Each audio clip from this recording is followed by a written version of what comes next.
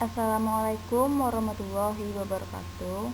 Perkenalkan, nama saya Rizdani, NIM 17053069. Baiklah, pada pertemuan ke-15 ini kita akan membahas materi tentang perpajakan.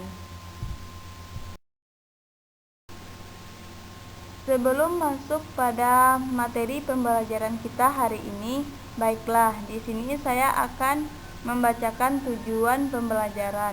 Dengan mempelajari bab ini, siswa diharapkan mampu, yang pertama, mampu mendeskripsikan pengertian pajak, yang kedua, mampu mendeskripsikan fungsi pajak, yang ketiga, mampu mengidentifikasi manfaat pajak. Selanjutnya, nilai dan karakteristik bangsa, di mana nilai yang dikembangkan setelah mempelajari bab ini adalah kreatif, tanggung jawab, rasa ingin tahu, rajin membaca, disiplin, dan peduli lingkungan. Kata kunci dalam pembelajaran kita hari ini adalah yang pertama, tentang perpajakan, yang kedua, fungsi anggaran, dan yang ketiga, fungsi mengatur, yang keempat, fungsi stabilitas, yang kelima, fungsi distribusi pendapatan, dan yang keenam, manfaat pajak.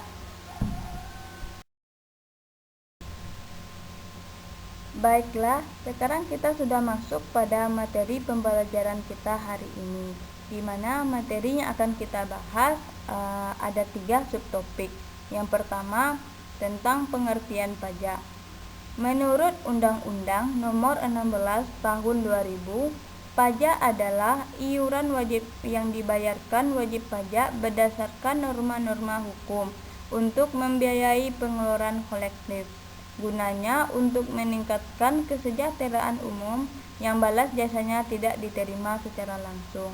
Maksud dari pengeluaran kolektif ini adalah pengeluaran untuk kepentingan bersama.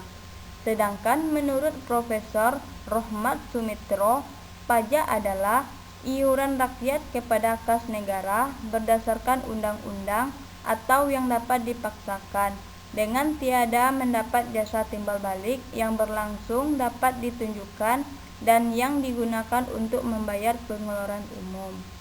Contoh pajak yang wajib dibayar rakyat adalah pajak penghasilan, pajak bumi dan bangunan, serta biaya materai.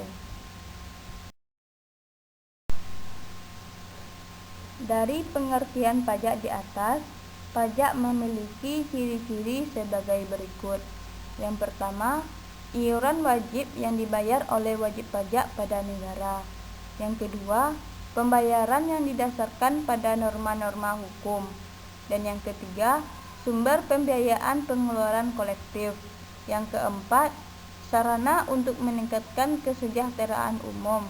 Dan yang kelima, balas jasa yang tidak diberikan secara langsung. Selanjutnya, materi yang kedua yaitu tentang fungsi pajak. Fungsi pajak antara lain, yang pertama, fungsi anggaran. Fungsi anggaran ini sebagai sumber pendapatan negara, di mana pajak dapat digunakan sebagai alat untuk memasukkan dana secara optimal ke kas negara.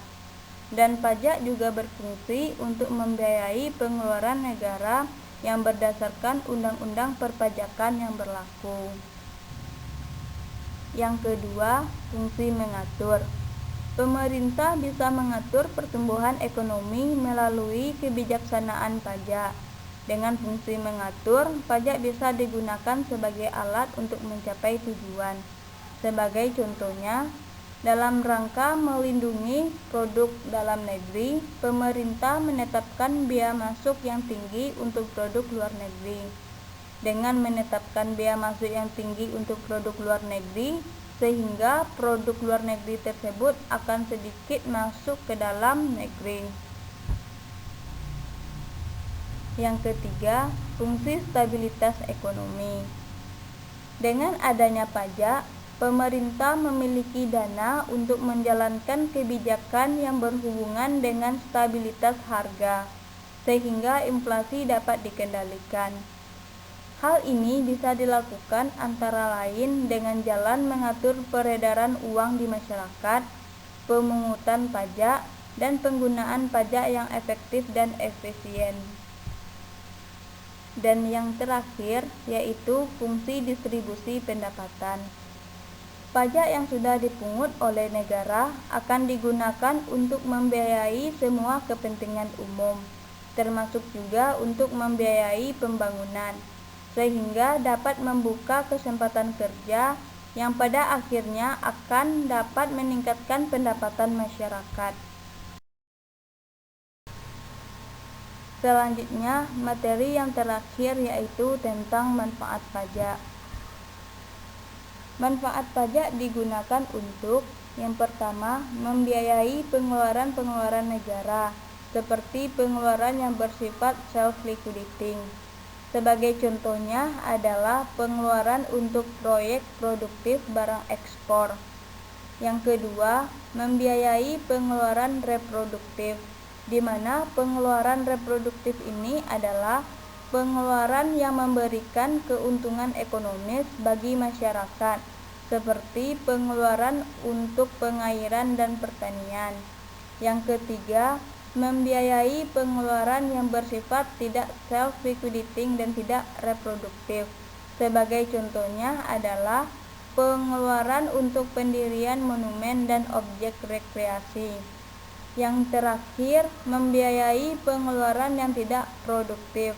Sebagai contohnya adalah pengeluaran untuk membiayai pertahanan negara atau perang, dan pengeluaran untuk penghematan di masa yang akan datang, yaitu pengeluaran untuk anak yatim piatu. Gambar tersebut adalah suatu bangunan.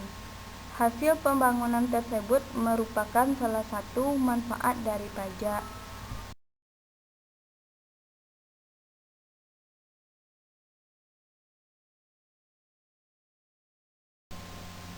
Sekian pembelajaran kita pada hari ini. Semoga bermanfaat dan saya ucapkan terima kasih. Assalamualaikum warahmatullahi wabarakatuh.